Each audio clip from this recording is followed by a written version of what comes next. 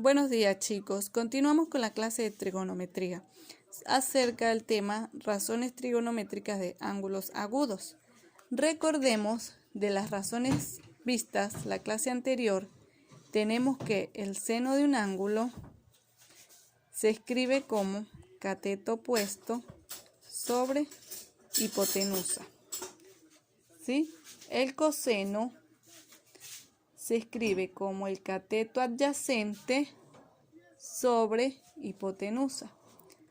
La tangente del ángulo se escribe como cateto opuesto sobre cateto adyacente. Un momento que esto se... ¿Cuáles son las razones inversas de cada uno de estos? ¿Cuál es la razón inversa del seno? La cosecante. Cosecante del ángulo, lo que hacemos es invertir hipotenusa sobre cateto opuesto. La inversa del coseno es secante. Invertimos hipotenusa sobre cateto adyacente. Y la cotangente, que es la inversa a la tangente, sería cateto adyacente sobre cateto opuesto. ¿Qué otra cosa o qué otra fórmula estuvimos trabajando? El teorema de Pitágoras. ¿Qué me dice el teorema de Pitágoras? El teorema de Pitágoras me indica que el cuadrado de su cateto es igual a la suma del cuadrado de cada uno de sus catetos, ¿sí? Esto viene a ser el teorema de Pitágoras. Ahora bien, vamos a resolver el siguiente ejercicio.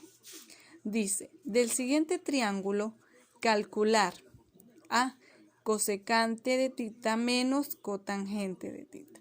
Tenemos un triángulo rectángulo donde sus lados son 8x y x más 2. Necesito hallar lo que me están pidiendo acá. Sucede algo, tengo acá una x y tengo acá una x. Necesito saber cuál es el valor de estas x. Para hallar esto, voy a utilizar el teorema de Pitágoras, ¿sí? Muy bien, voy a usar el teorema de Pitágoras. En este caso, lo que voy a hacer es sustituir valores. ¿Quién vendría a ser? Vamos a colocar este lado A, este lado B. Vamos a colocar acá B, A y C, ¿sí? Para guiarnos por la fórmula anterior. ¿Quién es B? B al cuadrado es igual a al cuadrado más C al cuadrado. ¿Quién es B? X más 2 al cuadrado. ¿Quién es A? 8 al cuadrado. Más, ¿quién es C? X cuadrado. ¿Qué sucede acá? Tengo una suma de factores elevada a un cuadrado. Lo que voy a aplicar es la fórmula de producto notable, que me indica el primer término al cuadrado más 2 veces el segundo, el primero por el segundo, 2 por x, 2x por 2, 4x, más el segundo término del cuadrado, 2 por 2, 4. Igual, ¿cuánto es 8 al cuadrado? 64 más x al cuadrado. Acá lo que voy a hacer es agrupar los términos semejantes. Sucede que tengo x cuadrado y acá tengo una x cuadrada, pero como esta x está después de la igualdad, pasa a restar. Entonces lo que voy a hacer es que las cancelo directamente. Y me quedaría que 4x es igual a 64. Este 4 está sumando, pasa a restar.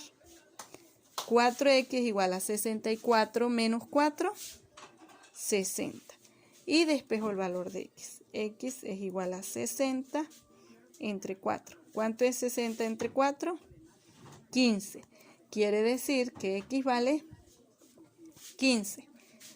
Entonces, x es igual a 15 acá, y acá sería 15 más 2, 17. Ahora sí, voy a aplicar lo que me está diciendo mi ejercicio para calcular. A es igual a la cosecante. ¿Quién es la cosecante?